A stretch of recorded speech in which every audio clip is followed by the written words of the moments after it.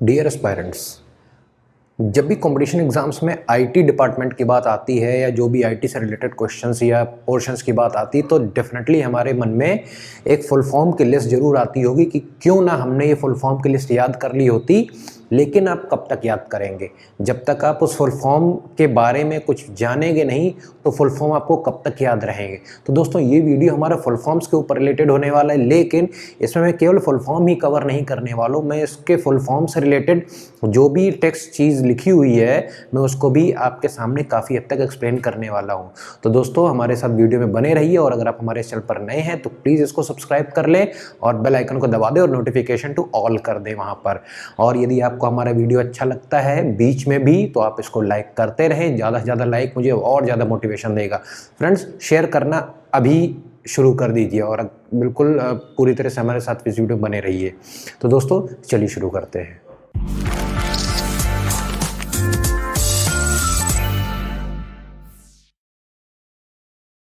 Friends, सबसे पहले तो मैं आप सभी लोगों से चाहूँगा कि आप इस बोर्ड पर जो भी फुल फॉर्म्स लिखे हुए हैं जो कि बहुत ही ज़्यादा इंपॉर्टेंट है, हालांकि लिस्ट तो हज़ारों की है, लेकिन मैं आप तक केवल इतने फुल फॉर्म्स ही रटवा रहा हूँ या उनको कवर कर रहा हूँ जो कि एग्ज़ाम्स में आते ही आते हैं।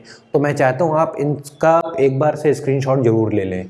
मैं किनारे हट रहा हूँ, आप इसको स्क्रीनशॉट ले लीजिए। होपफुली आपने भी स्क्रीनशॉट ले लिया होगा। और अब जो है सबसे पहला जो हमारा फुल फॉर्म आता है, दोस्तों फुल फॉर्म शुरू करने से पहले मैं यही बताना चाहता हूँ कि बहुत ज़्यादा फुल फॉर्म्स अगर आप रटने की कोशिश करेंगे तो उसमें से एक नंबर का या 2 नंबर का कोई फुल फॉर्म आ जाता है। तो हर प्रकार के फुल फॉर्म्स कभी नहीं आते, चूँकि आप ऐसे लेवल का एग्ज़ाम दे रहे हैं कि जिसमें बहुत ज़्यादा डीप में नॉलेज नहीं पूछी जा रही है। आप एग्ज़ाम या तो कंप्यूटर के आपके जो इंटरमीडिएट या हाई स्कूल वगैरह में जो भी कंप्यूटर एग्ज़ाम्स होते हैं उनमें, या आप कोई सुपर टेट या टेट का कोई एग्ज़ाम दे रहे हैं या अदरवाइज़ कोई हल्का फुल्का जीएस, तो उसमें ये कंप्यूटर के फुल फॉर्म्स हल्के फुल्के पूछे जाते हैं, तो डेफिनेटली ये डीप में नहीं आने वाले हैं। तो केवल और केवल यही इतनी लिस्ट है जिसमें से फुल फॉर्म आज तक अधिकतर पूछे गए हैं। अगर मैं आपको परसेंटेज में बताऊं तो ऑलमोस्ट 70 to 80% इसी लिस्ट में से पूछे जाते हैं जो मैंने यहाँ आपके लिए लिस्ट बनाई है। तो सबसे पहला जो आता है एपीआई।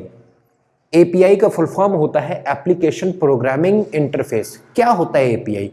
एपीआई जब भी कोई प्रोग्रामर कोई किसी प्रकार के ऐप को बनाता है तो वो उसकी एपीआई जनरेट करता है, सो दैट कि जब वो एपीआई दूसरे किसी सॉफ्टवेयर के साथ एम्बेड करी जाए तो सेम टू सेम वही रूप उसको उस सॉफ्टवेयर में भी, उस डिवाइस में भी दिखाई पड़े। जैसे कि गूगल का एक कोई सॉफ्टवेयर बनाया गया। अब गूगल का सॉफ्टवेयर किसी फ़ोन में किस प्रकार से दिखता है, किसी फ़ोन में किस प्रकार से दिखता है। आजकल कुछ फ़ोन्स लंबे स्क्रीन वाले आ गए हैं, कुछ फ़ोन्स हल्के से छोटे स्क्रीन के हैं।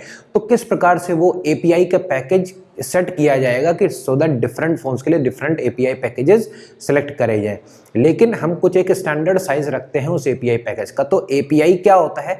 एप्लीकेशन जो बनाया गया उसकी जो प्रोग्रामिंग इंटरफेस होती है, that is simply called API. Interface का मतलब जो हम फेस टू फेस उससे इंटरेक्ट कर रहे हैं, उसके फेस को देख रहे हैं, ठीक है ना। तो interaction of between the faces, तो that is called application programming interface. अगला आता है एपीके। आप लोगों ने देखा होगा जब भी गूगल क्रोम से आप कोई फाइल डाउनलोड करते हैं, स्पेशली आपके एंड्रॉयड जो ऐप्स होते हैं उनको, तो क्या होता है वो फाइल .apk फॉर्मेट में लिखी होती है। जैसे कि आपने अगर लाइटरूम डाउनलोड किया तो लाइटरूम या तो आप गूगल प्ले स्टोर से करेंगे तो प्ले स्टोर में ऑलरेडी एपीके पैकेजेस पूरा एपीआई फॉर्म में उसमें होते हैं। लेकिन गूगल क्रोम पे अगर किसी या गूगल से या किसी वेब ब्राउज़र से आप कभी डाउनलोड करोगे तो उसमें यही आता है कि ये पर्टिकुलर फाइल का नाम दिया होगा, उसके बाद डॉट करके एपीके लिखा होगा। एपीके एक होता है, जितने भी डॉट करके लिखे होते हैं वो होते हैं फाइल एक्सटेंशन नेम्स होते हैं। जैसे कि माइक्रोसॉफ्ट वर्ड की जब आप फाइल बनाते हैं तो डॉक लिख कर आता है या docx लिख कर आता है, ठीक है ना। तो इससे हमको पता चल जाता है कि ये फाइल डॉक्यूमेंट फाइल है। उसी प्रकार से यदि पावर पॉइंट प्रेजेंटेशन फाइल बनाई जाती है तो उस पर पीपीटी लिखा होता है, हमको समझ में आ जाता है कि ये पीपीटी यानी कि प्रेजेंटेशन फाइल है, वो भी पावर पॉइंट प्रेजेंटेशन फाइल है। तो इस प्रकार से जो फाइल नेम एक्सटेंशंस होते हैं, जो एक्सटेंशन नेम्स होते हैं, वो हमको फाइल का टाइप बताते हैं। जैसे कि आप कोई सॉन्ग डाउनलोड करो तो उसके बाद में लिख कर क्या आता है .mp3। उसी प्रकार से कोई वीडियो सॉन्ग डाउनलोड करते तो उसमें लिख कर आता है .mp4।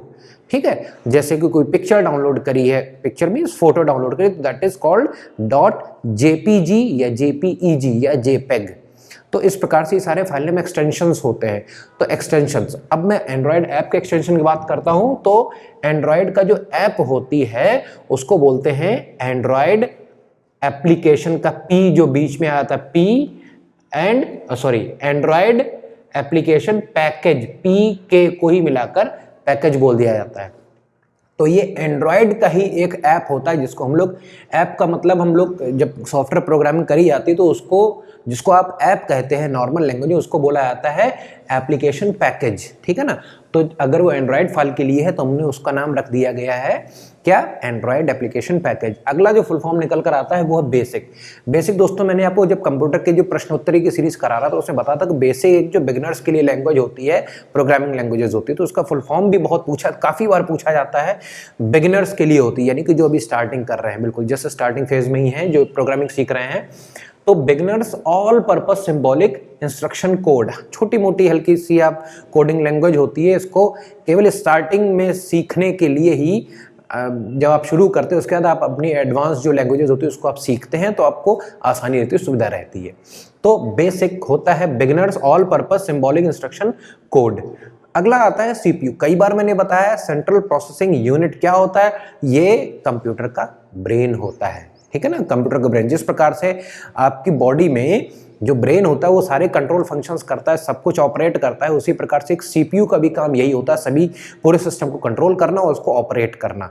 तो इसीलिए हम लोग सीपीयू को कंप्यूटर का ब्रेन कहते हैं। दोस्तों, अगर आपको वीडियो अच्छा लग रहा हो तो प्लीज़ इसको लाइक कर दिया, और सब्सक्राइब अगर नहीं किया तो प्लीज़ अभी आप इसको सब्सक्राइब कर ले। आपका बहुत बहुत धन्यवाद मैं करता हूँ पहले से ही। अगला जो फुल फॉर्म आता है वो है HTML, hyper text markup language, ठीक है ना। जब भी आप वेब पेजेस जो बनाते हैं तो उसमें उसको, वेब पेजेस को भी किसी न किसी लैंग्वेज में लिखा जाता है कि आपका जो आप एक पेज होता है, जब भी आप कोई वेबसाइट खोलते हैं तो उसका जो पेज बनकर खुलकर आता है, अब उसमें क्या क्या लिखा हो, उसमें कोई बैकग्राउंड होता है, उसमें कोई रेक्टेंगल होता है, उसमें कोई पीछे कोई भी चीज़ शेप्स बने होते हैं, उसके टेक्स्ट होते हैं, उसकी बॉडी होती है, बॉडी का कलर क्या होता है, उसके टेक्स्ट का कलर क्या होता है, ठीक है ना। तो सब जो कुछ भी उस वेब पेज में बना होता है किसी न किसी लैंग्वेज के थ्रू लिखा जाता है, and that is called HTML, hyper text markup language, ठीक है। इसका जो एक्सटेंशन होता है .htm होता है, या .html भी कहीं कहीं लिखा था, बट .htm जो फाइल होती है वो हाइपर टेक्स्ट मार्कअप जो लैंग्वेज में लिखी गई फाइल होती है। तो hyper text markup language. HTTP क्या होता है, हाइपर टेक्स्ट ट्रांसफर प्रोटोकॉल, ठीक है ना। जो इंटरनेट की जो सिक्योर्ड वेबसाइट्स होती है, HTTP एंड सिक्योरिटी के लिए HTTPS, तो ये सब एक तरह से प्रोटोकॉल प्रोवाइड करते हैं कि किस प्रोटोकॉल के थ्रू सिक्योर्ड वेबसाइट बनेगी जाकर। तो ये बहुत ज़्यादा दो इंपॉर्टेंट क्वेश्चंस आते हैं, HTML और HTTP, इनको तो आप जरूर ही एक बार देख लीजिएगा, हाइपर टेक्स्ट मार्कअप लैंग्वेज और हाइपर टेक्स्ट ट्रांसफर प्रोटोकॉल, ठीक है। प्रोटोकॉल एक होता है कि हम किस रास्ते के थ्रू हमको किस प्रकार से वो चीज़ें इंटरेक्ट करनी है, कैसे हमको वो चीज़ करनी है, ऑल द टाइम हमेशा हमको वही रास्ता तय करना है। ये पहले से एक डिफाइंड चीज़ होती है कि हमको ये काम ऐसे ही करना है, आप ना इधर जाएंगे ना उधर जाएंगे, तो दैट इज कॉल्ड प्रोटोकॉल, ठीक है ना। तो ये एक नॉर्मल सिंपल से इंग्लिश है, तो किसी भी डिपार्टमेंट में होता है, आपको कहते हैं कि प्रोटोकॉल फॉलो करना होगा, जो भी सेट ऑफ रूल्स बनाए गए हैं उससे आप इधर उधर नहीं करेंगे, जो जैसा जिस हायरार्की जो है उसी के थ्रू आप होकर जाते हैं, that is simply called protocol.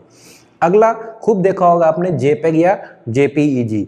JPEG क्या होता है, ये फोटो का फाइल नेम एक्सटेंशन होता है। जब भी कोई फाइल, फोटो के जो फाइल होती है वो इस एक्सटेंशन में होती है तो हम सिंपली समझ जाते हैं JPEG फाइल है। लेकिन JPEG फाइल का फुल फॉर्म क्या होता है, ज्वाइंट फोटोग्राफिक एक्सपोर्ट ग्रुप, ठीक है ना। जब कोई भी फोटोग्राफ है उसमें बहुत सारे तमाम पिक्सल्स हैं, उन पिक्सल्स को कंप्लीट करके, कंपाइल करके फोटोग्राफ फॉर्म में लेकर उसको एक्सपोर्ट करने के लिए ग्रुप बनाया जाता है, ग्रुप बाय द पिक्सल्स, ठीक है ना। तो उसी को हम लोग क्या कह देते हैं, JPEG फाइल या JPEG, इसी को शॉर्ट फॉर्म में JPG भी लिखते हैं, ठीक है ना। अब PE जो होता है, फोटोग्राफिक एक्सपोर्ट को एक में कर दिया गया तो JPNG, तो JPG कह सकते हैं, अदरवाइज आप JPEG कह सकते हैं। अगला क्या होता है, SEO। कई बार ये कहा जाता है कि भैया आप मेरी वेबसाइट बना दीजिए, अगर आपने कोई नया YouTube चैनल स्टार्ट किया तो YouTube चैनल आपने बना दिया, उसके बाद क्या होता है कि आपको वो जो चैनल है या वो वेबसाइट है या वो कंटेंट है वो आपको किस पर लाना होता है, सर्च इंजन पर लाना होता है। सर्च इंजन पर लाने के लिए आपको सर्च इंजन पे कुछ ऐसे टैग्स लगाने होते हैं सो दैट कि जैसे कोई यूजर इसको सर्च करता है तो खटाक से सर्च इंजन पर शो कर जाए। तो उसके लिए हम लोग एसईओ टूल्स का यूज करते हैं, सर्च इंजन ऑप्टिमाइजिंग टूल्स का यूज करते हैं। तो सर्च इंजन ऑप्टिमाइजेशन जो होता है बहुत जरूरी होता है गूगल सर्च में नंबर 1 या मतलब पहले पेज पर आने के लिए। ठीक है, फॉर एग्जाम्पल यदि आप कभी एप्पल को सर्च करते हो तो एप्पल सर्च में सेव शायद ना आए, लेकिन एप्पल में एप्पल कंपनी का नाम सबसे पहले आ जाता है। क्यों? क्योंकि एप्पल कंपनी का जो सर्च इंजन ऑप्टिमाइजेशन है, सर्च इंजन क्या होता है, गूगल है, बिंग है, माइक्रोसॉफ्ट का है ना, तो ये सारे सर्च इंजन होते हैं। तो सर्च इंजन में ऊपर आने के लिए जो भी हम टेक्निक इस्तेमाल करते हैं उसी को बोलते हैं सर्च इंजन ऑप्टिमाइजेशन। ठीक है, इवन अगर आप अपने ऐप की भी ब्रांडिंग करते हैं, जैसे कि आपने अपना नाम बता दिया कि मेरा नाम ये है, आपने कहीं पर डाल दिया, लेकिन जब कोई व्यक्ति सर्च करे तो आपका ही नाम और आपका ही फोटो आए, ऐसा नेसेसरी नहीं होना। जैसे अगर किसी का नाम बिल गेट्स है, लेकिन जब आप बिल गेट्स डालेंगे तो बिल गेट्स तो एक ही बंदा है जिसको गूगल जानता है। क्या जानता है कि बिल गेट्स वही माइक्रोसॉफ्ट का जो फाउंडर है, वही बिल गेट्स। लेकिन यदि कोई दूसरा बिल गेट्स है, वो चाहता है हमारा भी ऑप्टिमाइजेशन हो जाए, हम भी सर्च इंजन में सर्च पर आ जाएं, तो उसको उसके लिए क्या करना होगा, एसईओ करना होगा, सर्च इंजन के लिए ऑप्टिमाइजेशन करना होगा। तो ये टेक्निक्स होती है किस प्रकार से अपने जो है ऑप्टिमाइज करें अपने कंटेंट को। There are different techniques out of it. अगला क्या होता है, सिम। कई बार होता क्या है कि ये पूछ लिया जाता है सब्सक्राइबर आइडेंटिटी मॉड्यूल, लेकिन पता तो होना चाहिए मॉड्यूल क्यों। देखिए, जब भी कोई यूजर है, यूजर क्या, कोई भी इंटरनेट सर्विस प्रोवाइडर है या कोई भी सर्विस प्रोवाइडर है, टेलीकॉम सर्विस प्रोवाइडर है, तो वो क्या करता है, एक मॉड्यूल दे देता है। मॉड्यूल किसी फॉर्म में, module is the collection of anything. तो कलेक्शन ऑफ डिफरेंट जो चीज़ें होती है उसको एक चिप में कर दिया गया। अब उस चिप में क्या क्या लिखा हुआ है, उसमें उसकी आइडेंटिटी छपी हुई है, उसमें सब कुछ, उसका जो पूरा डेटा है सब उसी एक आइडेंटिटी, उस छोटे से मॉड्यूल या उस छोटी सी चिप में होती है। तो वो चिप क्या कहती है, वो जो सब्सक्राइबर है, सब्सक्राइबर क्या, वही व्यक्ति जो सिम को यूज कर रहा है उसको सब्सक्राइबर ही कहते हैं, या तो यूजर या सब्सक्राइबर, जिसने उस आईएसपी की सर्विस को ले रखा है, तो दैट इज कॉल्ड सब्सक्राइबर। और सब्सक्राइबर की आइडेंटिटी जो होती है किसी एक छोटी सी चिप में रख दी जाती है, सिस्टम की चिप में, और वो चिप उसको दे दी जाती है कि सो दैट जब भी आप इस चिप से किसी को कॉल करोगे या कुछ चलाओगे तो आपकी सारी इंफॉर्मेशन पता चल जाएगी कि हाँ भाई इसका फोन आया था, इसकी आइडेंटिटी ये है। तो इससे क्या होता है, कंपनी जो आईएसपी को भी आपकी जानकारी रहती है, तो एक तरह से एक इंटरकनेक्टिविटी बनी रहती है। तो सिम का जो फुल फॉर्म होता है, कई बार पूछा जाता है सब्सक्राइबर आइडेंटिटी मॉड्यूल। इस लिस्ट में मैंने एटीएम मशीन का फुल फॉर्म नहीं लिखा है, लेकिन एटीएम मशीन का फुल फॉर्म काफी इंपॉर्टेंट है, मैं आपको बोल रहा हूं। ऑटोमेटिक नहीं, ऑटोमेटेड टेलर मशीन, ठीक है ना, ऑटोमेटेड टेलर मशीन, ठीक है ना। इसको मैं गूगल पे भी डाल दूंगा, सॉरी बता रहा हूँ मैं आपको, इसके स्क्रीन पर भी डाल दूंगा। अगला जो ऑप्शन वो फुल फॉर्म आता है दैट इज एसक्यूएल। जो भी एप्स बनाते हैं, सॉफ्टवेयर स्पेशली बनाते हैं, जो रिलेशनल डेटाबेस जो मैनेजमेंट सिस्टम्स होते हैं उनसे जो रिलेटेड सॉफ्टवेयर, जिनमें क्वेरीज का ही काम होता है, क्वेरीज चलाकर किसी हम ऐप को, सॉफ्टवेयर को परफॉर्मेंस कराते हैं, तो उसमें उस चीज़ को हम लोग एसक्यूएल लैंग्वेज के थ्रू कवर करते हैं। एसक्यू क्या होता है, structure query language, structured query language, ठीक है ना। स्ट्रक्चर भी कह सकते हैं, स्ट्रक्चरल भी कह सकते हैं, स्ट्रक्चर्ड भी कह सकते हैं। बट इसका मतलब ये देखिए, लास्ट में ही एग्जामिनर क्या करता है, एग्जामिनर लास्ट में आपको कंफ्यूज करता है। हो सकता है ये पहला आपका सही कर दे, उसके बाद आपसे कर देगा structured question language, query language, कारी लैंग्वेज, कुछ भी हो सकता है। तो SQL is structured query language. अगला जो होता है यूआरएल, कई बार पूछा गया, बहुत ज़्यादा ही इंपॉर्टेंट है। हालांकि दोस्तों ये लिस्ट पूरी की पूरी इंपॉर्टेंट, इसमें से क्वेश्चंस आपके आने चाहिए और 90% आने चाहिए। 100% तो कोई फ्यूचरिस्टिक देख ही नहीं सकता। यदि आपको कोई यूट्यूबर बोलता है या कोई भी बंदा बोलता है कि भैया मेरी लिस्ट जो है 100% यही आएगी, तो फिर या तो उसका कोई पैचअप हुआ है किसी एग्जाम के साथ, अदरवाइज कोई भी व्यक्ति भगवान नहीं है।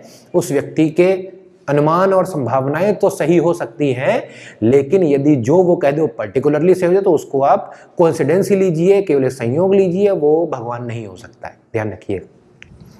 यूआरएल इतना पूछा जाता है कि लगभग हर एग्जाम में हर दूसरे तीसरे साल यूआरएल जो है बिल्कुल रिपीट हो जाता है। यूआरएल का मतलब होता है यूनिफॉर्म रिसोर्स लोकेटर। देखिए, जब भी हम लोग किसी वेबसाइट पे कोई, मुझे कोई वेबसाइट पता है, जैसे मैंने लिखा www.apple.com, तो ये जो apple.com है, जो पूरा लिखा है www.apple.com, ये क्या है? इसका एक एड्रेस है, वेब एड्रेस, यही यूआरएल होता है। अब इसमें बहुत सारी फाइल्स होंगी, ये बहुत सारी फाइल्स किसी न किसी कंप्यूटर से कनेक्ट होती है, किसी न किसी सर्वर से कनेक्ट होती हैं। तो उस सर्वर से कनेक्ट करने के लिए कि वो फाइल कहाँ पर है, वो फाइल को लोकेट करने के लिए वो रिसोर्सेज कहाँ पर हैं, उसके लिए हमको वेब एड्रेस की ज़रूरत होती है। और यही वेब एड्रेस आपको उस कंप्यूटर के या उस सर्वर पर ले जाएगा जहाँ पर apple.com की सारी चीज़ें रखी हुई हैं। तो जब आप कोई वेबसाइट खोलते हो, उसमें क्या खुलता है? उसमें टेक्स्ट खुलता है, उसमें फोटोज़ खुलती हैं, उसमें कुछ वीडियोज़ भी खुलते हैं, कोई अलग लिंक्स खुलते हैं। तो ये सारी चीज़ें कहाँ पर स्टोर होती हैं? किसी सर्वर के कंप्यूटर में स्टोर होती हैं। अब वो सर्वर अगर एप्पल कंपनी का है तो एप्पल कंपनी पर जब भी हम वेब एड्रेस डालेंगे www.apple.com, तो क्या ये वेब एड्रेस सीधे सीधे एप्पल कंपनी के सर्वर पर ही जाएगा और वहां से इंफॉर्मेशन ले लेगा। इंफॉर्मेशन क्या है? जितना रिसोर्सेज है उसको लोकेट कर लेगा और उसको आप अपनी स्क्रीन पर लेकर आपको दिखा देता है। तो यही काम होता है वेब एड्रेस का, एक यूआरएल का। तो यूआरएल क्या होता है? यूनिफॉर्मली सभी रिसोर्सेज को लोकेट करता है और आपको आपके कंप्यूटर स्क्रीन पर दिखाता है। और यही कैसे पॉसिबल होता है? ये आपके इंटरनेट होने से पॉसिबल हो पाता है। तो बहुत इंपॉर्टेंट है यूनिफॉर्म रिसोर्स लोकेटर। अगला डीवीडी का फुल फॉर्म पूछा जाता है, इसमें से सारे क्वेश्चन पूछे ही जाते हैं। तो डीवीडी का फुल फॉर्म क्या होता है? डिजिटल वीडियो डिस्क, ठीक है ना। डीवीडी, इससे पहले क्या आता था? इससे पहले आप जो है मैग्नेटिक टेप्स का यूज करते थे, इतने बड़े टेप्स होते थे, वीसीआर जिसको बोलते थे आप। तो उस वीसीआर में वो टेप्स लगाए जाते थे और मैग्नेटिक टाइप की पट्टी जैसी उसमें होती थी, तो उसमें सारी चीज़ें लिखी थी। फिर आप उंगली डाल के कभी कभी घुमाते थे, कभी ढीली अगर हो गई तो एक मैग्नेटिक टेप होता था। उसके बाद फिर इन सभी चीज़ों का ज़माना चला गया। अब और ज़्यादा डेटा की जरूरत पड़ने लगी और साथ ही साथ हमको और ज़्यादा, पहले एक चीज़ में एक ही मूवी या कोई एक फाइल स्टोर हो पाती थी बड़ी छोटी सी, लेकिन अब जो डीवीडीज आए थे उसमें लगभग आप अगर कह सकते हैं 700 MB तो सीडी में होता है, कॉम्पैक्ट डिस्क में होता है। डीवीडी में लगभग 1.5 GB से लेकर 7 GB तक की फाइल आप स्टोर उसमें कर सकते थे। हालांकि अब तो बहुत काफ़ी हाई क्वालिटी की डीवीडी, अब तो आगे ब्लूरे भी आने लगा है, तो ब्लूरे डिस्क होती। लेकिन डीवीडी फुल फॉर्म डिजिटल, यानी कि जो वीडियो जो फाइल्स होती थी उनके लिए एक डिजिटल वीडियो डिस्क जो था वो कर लिया गया। अब वो क्या करती थी? डीवीडी को जब आप उस प्लेयर में डालते हैं तो वो ऑटोमेटिकली पिक्चर को पिक कर लेता है, फोटोज को पिक कर लेता है, वीडियोस को पिक कर लेता है और आपको स्क्रीन पर दिखाता है। तो वो डिजिटल फॉर्म में है वीडियो। दैट इज वाई किस कहाँ पर है वो? डिजिटल वीडियो की सीडी। अब जिसको आप लोग डीवीडी वाली सीडी कहते हो ना, वो डीवीडी ही होती है, ठीक है ना। डिजिटल वीडियो डिस्क होती है। अगला जो निकल कर आता है वो है यूएसबी, यूनिवर्सल सीरियल बस। क्या होता है यूएसबी? यूएसबी वही होता है कि जिसमें आपने मोबाइल का चार्जर लगाया, तो मोबाइल का जो चार्जर है वो क्या है? एक यूएसबी चीज़ है, वो एक यूएसबी है। वो क्या कर रहा है? वो इसमें भी लग रहा है, वो उसी प्रकार के पोर्ट में उसमें भी लग सकता है, वो उसी प्रकार के दूसरे मोबाइल के पोर्ट में भी लग सकता है अगर वैसा ही पोर्ट बना हुआ है। तो यूएसबी क्या होता है? एक तरह से सीरियल बस होती है। बहुत सारी चीज़ें जो हैं एक ही बार में, एक ही सीरियली में इंटरकनेक्टेड होती हैं और वो कई प्रकार से हर डिवाइसेस में लगभग कनेक्ट हो सकती है जिसमें उसी प्रकार का पोर्ट लगा हो। जैसे कि आजकल टाइप सी क्या हो रही है? टाइप सी भी एक यूएसबी का टाइप है, ठीक है ना। USB type A, USB type B, micro USB type C या थंडरबोल्ट सी जो आता है, बस उसमें स्पीड का डिफरेंस होता है। अदरवाइज जो टाइप सी है, टाइप सी आप टाइप सी वाले पोर्ट में लगा सकते हैं, फिर वो चाहे किसी भी फोन का पोर्ट हो, तो मैटर नहीं करता है। तो इसीलिए इसको यूनिवर्सली ही बोला गया, यूनिवर्सल सीरियल में लगने वाली बस। बस मतलब कोई वो वाली बस नहीं होती, बस मतलब सिंपली एक जो अंदर इंसर्ट कर जाए, सिंपली दैट्स इट। वायरस बहुत होता है कि भैया कंप्यूटर वायरस आ गया, अब दिक्कत हो जाएगी कंप्यूटर में। वायरस होता क्या है? वायरस एक फुल फॉर्म का ही एक छोटा एब्रिविएशन है। फुल फॉर्म क्या होता है? जो आपके कंप्यूटर में जो वाइटल इंफॉर्मेशन होती है, जो सेंसिटिव इंफॉर्मेशंस होती हैं, जो रिसोर्सेज होते हैं, उनको वो सीज कर देता है। वो सीज के कंट्रोल में है। सीज मतलब बंद कर देना, कैप्चर कर लेना। तो यदि कोई ऐसा प्रोग्राम, वायरस क्या होता है? एक कंप्यूटर का प्रोग्राम होता है जो क्या करने की चेष्टा करता है? आपके कंप्यूटर या आपकी डिवाइस में जो भी एक इंफॉर्मेशन होती है जो उस प्रोग्राम को चाहिए, अगर वो डिवाइस आपके अंदर बिल्कुल एक्सपोज्ड है तो वो उसको लेकर कैप्चर कर लेगा और फिर आपसे कुछ रैंसम मांगेगा, फिरौती मांगेगा या आपके कंप्यूटर डिवाइसेस को थोड़ा सा परेशान करेगा। तो फुल फॉर्म क्या वायरस का होता है? Vital information resources under seize बंद हो गए, ठीक है ना, अंडर सीज के अंडर में हो गए, ठीक है ना, तो ये वायरस एक प्रोग्राम होता है। वाईफाई क्या होता है? वायरलेस फिडेलिटी, यानी कि हम वायरलेसली किसी भी चीज को कनेक्ट कर सके। पहले क्या होता था? हर जगह तारों की जरूरत होती थी, वायर्ड चीजें होती थी।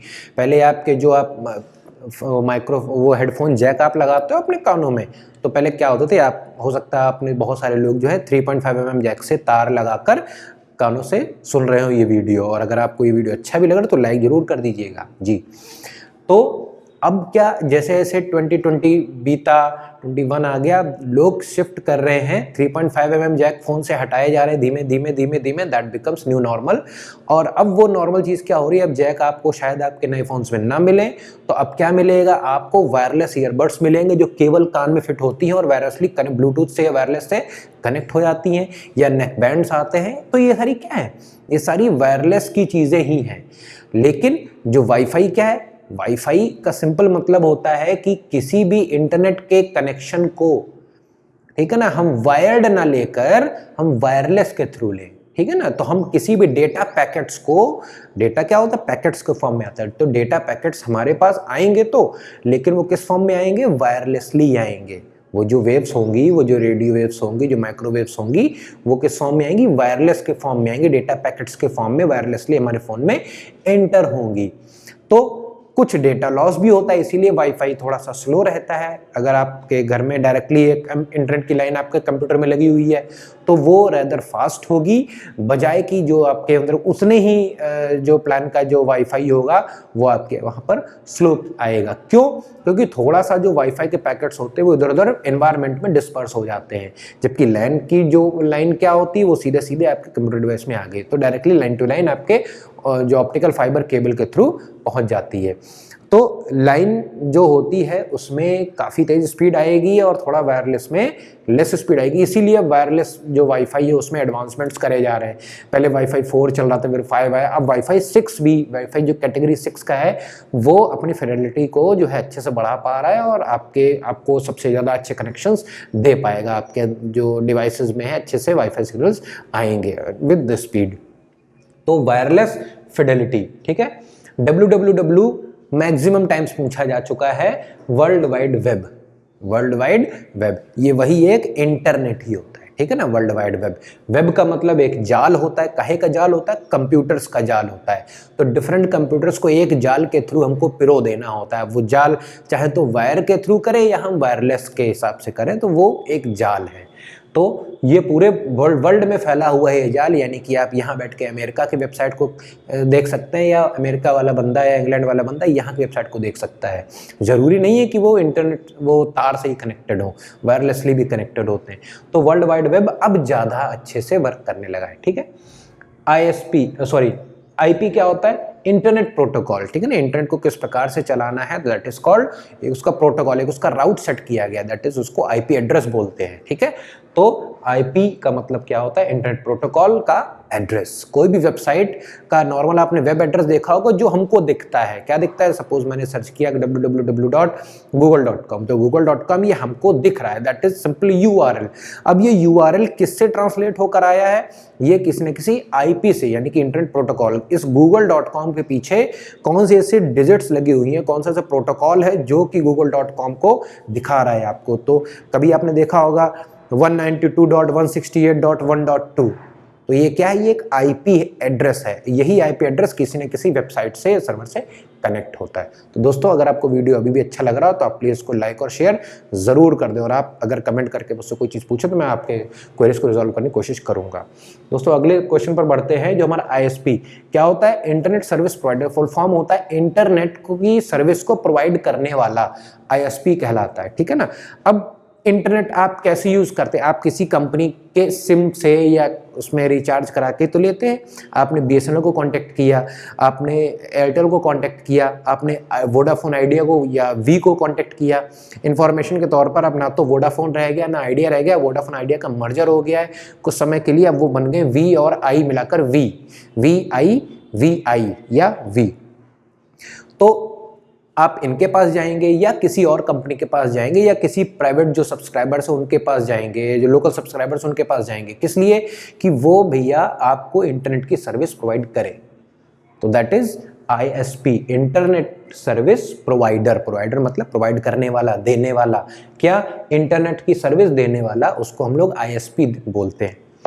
डॉस क्या होता है? डॉस एक ऑपरेटिंग सिस्टम होता है। ऑपरेटिंग सिस्टम क्या होता है इसके लिए मैंने एक सेपरेट वीडियो बना रखा है, आप वहां पर आई बटन पे जाकर ऑपरेटिंग सिस्टम वाला वीडियो पूरा देखें और उस वीडियो को ज़्यादा से ज़्यादा शेयर भी करें। तो डिस्क ऑपरेटिंग सिस्टम डॉस का फुल फॉर्म होता है। फोर्ट्रॉन। फोर्ट्रॉन क्या होता है? फोर्ट्रॉन एक साइंटिफिक लैंग्वेज होती है जो कि कंप्यूटर प्रोग्रामिंग में यूज होती है।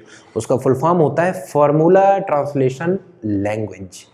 फॉर्मूला ट्रांसलेशन, तो फॉर्मूला का फॉर एंड ट्रान, फोर्ट्रॉन। तो फोर्ट्रॉन होती है, ये एक साइंटिफिक लैंग्वेज होती है जो कंप्यूटर प्रोग्रामिंग में यूज करी जाती है, ठीक है ना। तो दैट इज फोर्ट्रॉन।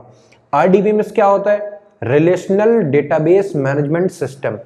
आपने कभी MS एक्सेस चलाया होगा, वो MS ऑफिस का एक पार्ट होता है MS Access, MS Word, MS PowerPoint, MS Excel and MS Access. तो MS वर्ड क्या करता है? आपके सारे डॉक्यूमेंटेशन को करता है, जो पेपर वर्क होता है उसको कराता है। पावर पॉइंट क्या करता है? MS पावर पॉइंट वो करता है प्रेजेंटेशन बनाना, है ना। और एक्सेल क्या करता है? आपके लिए स्प्रेडशीट बनाता है, आपके रिपोर्ट कार्ड, समाक्षी, ये सब चीजें बनाता है। लेकिन थोड़ा एडवांस वर्जन में हो जाता है MS एक्सेस। एक्सेस क्या करता है? आप जो भी डेटा आपने बनाया है उसको आप जो है किसी क्वेरी के थ्रू या किसी ऐसे जो है उससे डेटाबेस, आपने एक डेटाबेस बनाया, डेटाबेस को आप एक से दूसरे से कनेक्ट करके आप सारे के सारे चीज़ों को एक्सेस कर सकते हैं एक ही विंडो से। तो उस विंडो को आप लोग सॉफ्टवेयर भी कह सकते हैं। तो वो सॉफ्टवेयर किसके थ्रू? या तो SQL के थ्रू लिखा जाएगा या आप सीधे कभी कभी एक्सेस में भी लोग बना लेते हैं। तो ये एक RDBMS होता है, रिलेशनल डेटाबेस, यानी कि डेटाबेस को रिलेट कर दिया गया, ठीक है ना। रिलेशनल डेटाबेस को मैनेजमेंट करने वाला सिस्टम या RDBMS, relational database management system. DB से हो जाता है डेटाबेस। कोबॉल। कोबॉल भी एक लैंग्वेज होती है लेकिन ये बिजनेस के लिए होती है लैंग्वेज, ठीक है ना। फोर्ट्रॉन होती है साइंटिफिक लैंग्वेज और कोबॉल बिजनेस के लिए लैंग्वेज। तो इसलिए इसका जो फुल फॉर्म होता है कॉमन बिजनेस ओरिएंटेड लैंग्वेज, ठीक है ना। जो बिजनेस के लिए जो एप्लीकेशन बनाते हैं वो कोबॉल के थ्रू बनाए जा सकते थे, हालांकि अब तो काफ़ी एडवांसमेंट्स हो चुके हैं। FTP आखिरी जो इस लिस्ट का जो है, मेरे जो टॉप की जो लिस्ट थी उसमें आखिरी जो आ रहा है उसको है FTP, फाइल ट्रांसफर प्रोटोकॉल। आप बिना इंटरनेट से जुड़े हुए आपस में एक प्रोटोकॉल तैयार कर सकते हैं अपने कंप्यूटर्स के लिए, वो FTP के थ्रू हो जाता है। कोई भी फाइल आप शेयर कंप्यूटर टू कंप्यूटर कर लेते हो, किस प्रोटोकॉल के थ्रू करेंगे? आप FTP के थ्रू करेंगे। दोस्तों, अगर आपको हमारा ये वीडियो अच्छा लगा हो तो प्लीज़ इस वीडियो को लाइक कर दें, शेयर कर दें, सब्सक्राइब कर दें। धन्यवाद, शुभ दिन।